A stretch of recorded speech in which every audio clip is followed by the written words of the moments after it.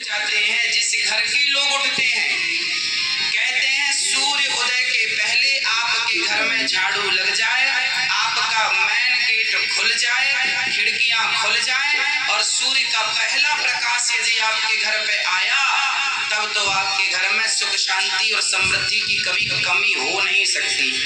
जीवन में दुख वो लोग पाते हैं जिनके 7 बज गए, सूर्य भगवान आ गए, अभी तक दरवाजा नहीं खुले, खिड़कियां नहीं खुली, सो रहे हैं, राक्षस राज अभी सो रहे हैं।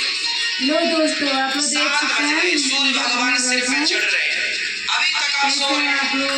क्या ये हमारी सभ्यता, हमारा संस्कार है? ना, हमारे संस्कार हैं जब हम छोटे थे ना, ये दास अपनी बात कर रहा है, जब हम 10 वर्ष के थे तब हम मंदिर में पूजा करते थे। हम मंदिर में, हमारे पिताजी मंदिर में पुजारी थे, एक मंदिर की पूजा करते थे। तो हम जब 10 साल के थे तब हम 4 बजे स्नान करके 5 बजे पूजा खत्म करके और 5 से 6 बजे तक में सुंदर कांड का रोज पाठ करते थे, हनुमान चालीसा का रोज पाठ करते थे, रोज पाठ करते थे। 6 बजे सवेरे 6 बजे मंदिर की पूजा और पाठ करके बाहर आ जाते थे अपने काम के लिए, और 6 बजे बाहर आकर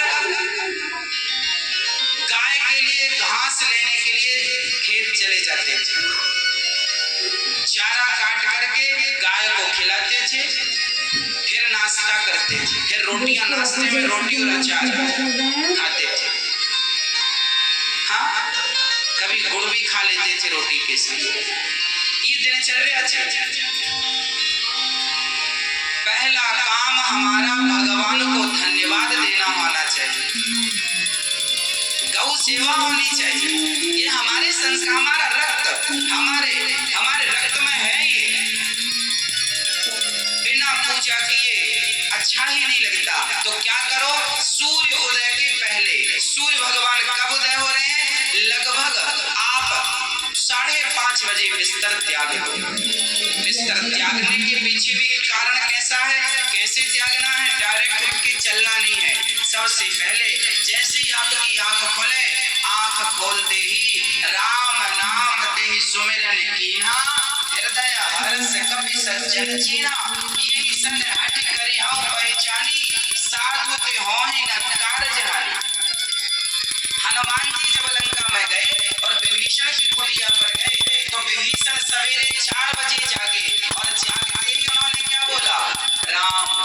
अर्थात आप जब जागे तो जागते ही राधे कृष्ण, सीताराम, श्रीमन नारायण, भगवान का नाम हरे कृष्ण कृष्ण कृष्ण हरे जपें, भगवान का नाम लेते हुए बिस्तर से उठें, उठकर बैठ जाएं। बिस्तर पर सीधे पड़े थे, उठ के बैठ गए, बैठ कर क्या करना है? भगवान का नाम, हे प्रभु आज का दिन आपने दिया उसका धन्यवाद। फिर दोनों हाथ का ऐसे मंथन करना चाहिए, और जब हाथ गर्म हो जाए तो फिर हमें हथेली को ऐसे खोलना चाहिए। खोलने के बाद हमें एक मंत्र पढ़ना चाहिए। मंत्र याद ना हो तो आप ऐसा करो, कराग्रे वसते लक्ष्मी, कर मध्य सरस्वती, कर मूले तु गोविंदा, प्रभाते कर दर्शनम।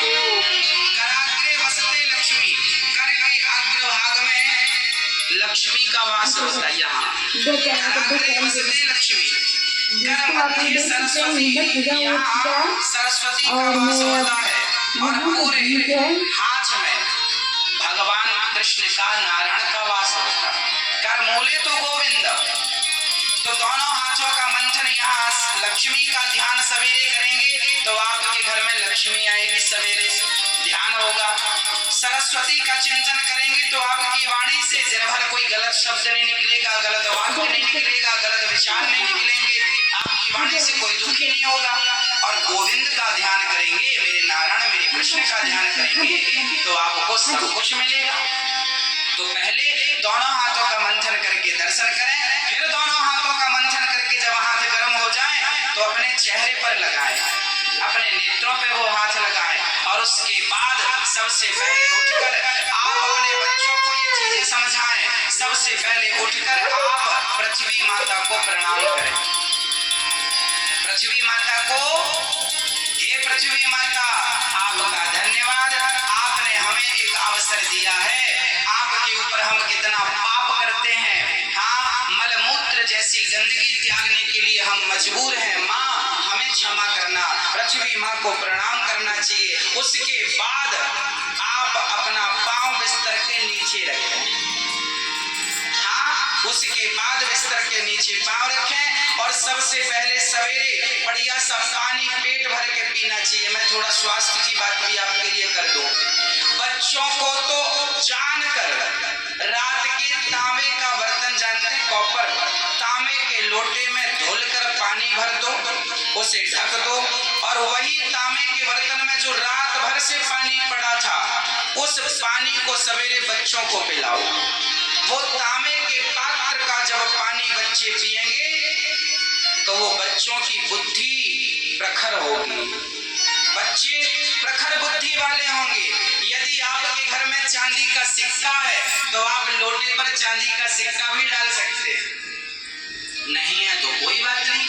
चांदी का सिक्का जब लोटे पे डालेंगे और उसमें पानी भरेंगे, पानी का स्पर्श चांदी और तांबे से जब होता है तो पानी शुद्ध हो जाता है, पानी के दोष समाप्त हो जाते हैं और पानी की शक्ति बढ़ जाती है। जुड़े रहे अरे और फिल्टर मेरे करने वीडियो वाली जरूर मशीनें जो आपने घर में लगवा रखी है, आरओ, ये क्या करते हैं, ये पानी वेग से जाता है, टकराता है, टकराने से पानी की शक्ति घटती और बढ़ती है। सबसे ज्यादा शक्तिशाली पानी कौन सा? झरने का पानी। गंगा का पानी शक्तिशाली क्यों है? क्योंकि वो हजारों किलोमीटर की यात्रा करता है, पानी पत्थर से टकराता है, उसकी शक्ति बढ़ जाती है। तो चांदी और कॉपर की जब पानी स्पर्श करता है तो उसकी शक्ति बढ़ जाती है। वो पानी आप अपने बच्चों को पिलाएं, आप पिए 1 लीटर पानी सुबह बच्चों को पिलाएं उठकर। और बच्चों को जब पानी पिलाएंगे, पेट में पानी जाएगा तो पेट की सारी गंदगी साफ होगी, आप अपनी क्रियाओं से निवृत्त हों।